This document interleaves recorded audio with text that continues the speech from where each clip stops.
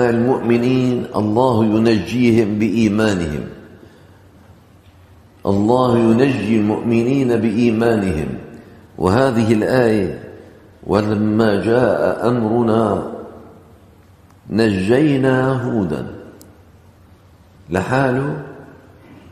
لا، قال والذين آمنوا معه، الداعي ومن آمن مع الداعي كلهم الله ينجيهم. والذين آمنوا معه برحمة منا ونجيناهم من عذاب غليظ. جل جلاله الله. آيات القرآن لا تزال يا ابني الآن، كأن القرآن الآن نزل. الآية عم تذكرنا قوم هود، في مثل قوم هود أقوام ماذا مر عليهم؟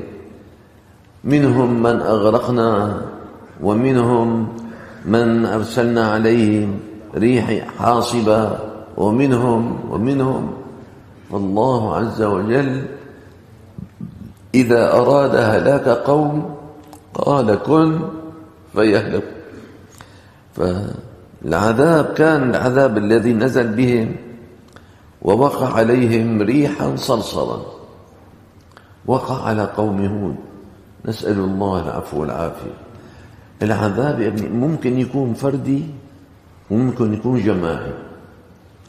إن كان التكذيب جماعي صار العذاب جماعي، وإذا كان التكذيب فردي كمان بيكون الهلاك فردي. فلا تظن أنك إن تركت دين الله أو أعرضت عن دين الله أنك في نجاة. فلما رأوه قالوا هذا عارض ممطرنا. لما رأوا الغيمة قالوا هذا غيمة حامل المطر بدها تمطرنا، وقفوا تحتها بشدة الحر. الله عز وجل قال بل هو ما استعجلتم به ريح فيها عذاب أليم تدمر كل شيء بأمر ربها فأحرقتهم جميعا مع الريح. ونسأل الله العفو والعافية. إن أخذ ربك إذا أخذ القرى وهي ظالمة إن أخذه أليم شديد. المسلم يتعظ، يرجع إلى الله، يتوب إلى الله. لازم الآن تكثر التوبة، لازم تكثر الاستغفار، لازم نكثر من الأعمال الصالحات، نرجع إلى بيوت الله، نرجع إلى الله. دخيلك يا رب، تهدمت البلد يا رب، الناس ما حدا عما يفكر.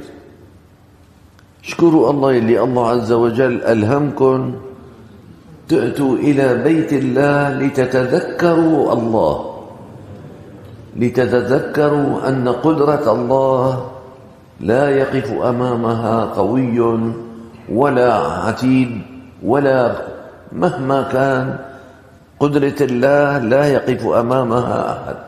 نحن هلا بحياتنا شفنا بغيرنا يلي اغتروا، يلي اغتر بملكه، يلي اغتر بماله، يلي اغتر بكذا، والنهاية هلاك.